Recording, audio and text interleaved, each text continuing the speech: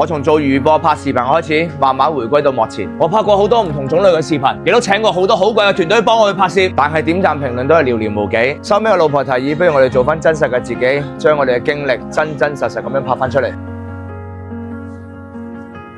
開頭我都好抗拒㗎，邊人願意將自己嘅不堪攤出嚟俾人哋睇啊？點講我以前都係一個藝人，我都唔想俾人知道我而家咁落魄，去到咁真實，揦開個肚皮俾人哋睇，咁就好冇面㗎。我老婆係一個好正能量嘅人，佢同我分享咗好多嘢，關於商業嘅視頻啊、雞湯啊。最後得出一個結論：人都要放下尊嚴，放低面子，先至可以浴火重生。經過咗劇烈嘅思想爭鬥，我終於接受咗去拍一啲真實嘅視頻。幸運嘅係冇一個人笑我喎，大家都好好㗎，都係認同同埋欣賞。